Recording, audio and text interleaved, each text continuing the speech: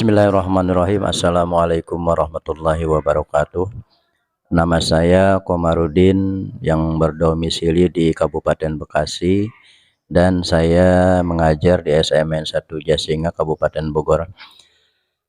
Sebelum saya menjelaskan tentang konsep seperti apa bagaimana manusia merdeka dalam pendidik atau belajar merdeka, saya menjelaskan terlebih dahulu tentang Ki Hajar Dewantara.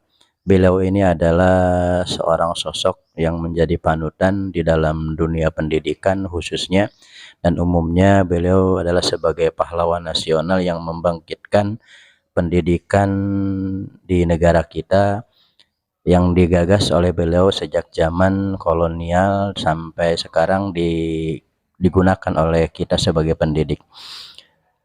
Adapun konsep manusia merdeka dalam pendidikan merupakan salah satu buah pemikiran Ki Hajar Dewantara, sosok yang kini diakui sebagai bapak pendidikan Indonesia. Dari gagasan beliau ini mengilhami kebijakan Merdeka Belajar yang dicanangkan oleh Menteri Pendidikan pada era Menteri Nadiem Makarim atau pada era sekarang. Lantas bagaimana konsep Merdeka Belajar menurut seorang sosok pahlawan nasional Ki Hajar Dewantara? Pada hakikatnya konsep manusia merdeka ini berkaitan erat dengan pemikiran Ki Hajar Dewantara tentang Pancadharma di dalam pendidikan.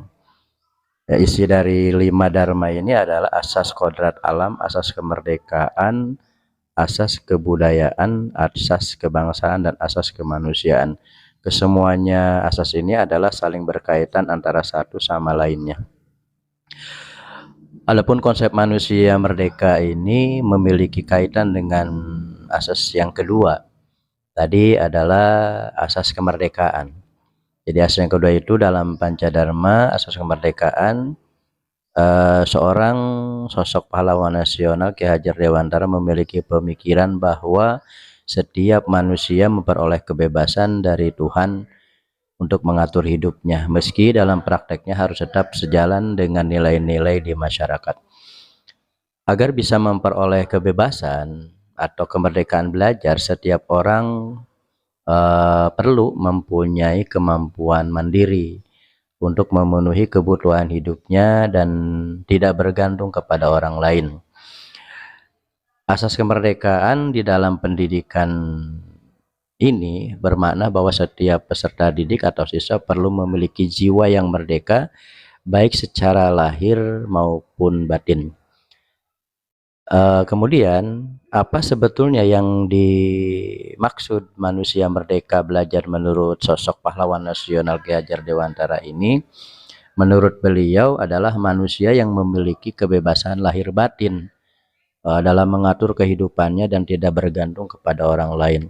Untuk menjadi manusia merdeka, setiap orang tidak boleh bermalas-malasan, karena bermalas-malasan adalah salah satu faktor yang tidak akan menjadikan sukses atau yang tidak akan menjadikan kita memiliki nilai positif dalam kehidupan kita. Mereka pasti berupaya mendapatkan status kemerdekaan itu dengan menempuh pendidikan yang berkualitas. Apa sih sebetulnya pendidikan berkualitas? Adalah pendidikan yang memang sejalan dengan apa yang dicita-citakan oleh Ki Hajar Dewantara, atau dengan secara umumnya bahwa pendidikan yang berkualitas adalah pendidikan yang terarah dengan tuntunan dari seorang pengajar atau guru sehingga diarahkan untuk menjadi baik. Di sisi lain, Ki Hajar Dewantara mengembangkan metode pamong untuk diterapkan dalam pendidikan Indonesia. Ya, dalam pamong ini ya yang berorientasikan pendidikan lebih diarahkan berfokus kepada peserta didik kita. Jika dikaitkan dengan 5 dharma yang tadi disebutkan atau yang disusun oleh Ki Hajar Dewantara, metode pamong ini mengadopsi atas kodrat alam dan kemerdekaan sekaligus atau secara keseluruhan. Asas kodrat alam ini menggarisbawahi bahwa pendidikan sangat penting demi menjaga keberlangsungan hidup manusia. Karena saat ini anak terdidik dan mandiri bisa jadi manusia merdeka itu atau memenuhi asas kemerdekaan. Sejalan dengan pemikiran Ki Hajar Dewantara dalam pelaksanaan konsep belajar merdeka, kita ini sebagai guru harus perlu memberikan kesempatan kepada siswa untuk mengembangkan kreativitasnya dan inisiatifnya.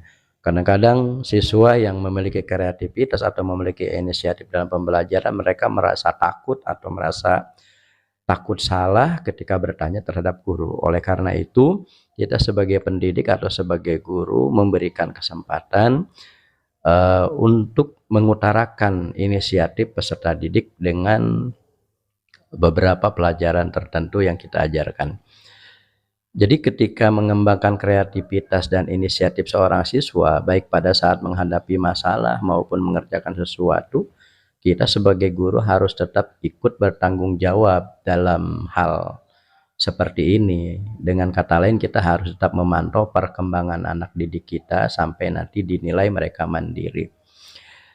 Itu saja pendapat dari saya. Mudah-mudahan ada manfaatnya. Wassalamualaikum warahmatullahi wabarakatuh.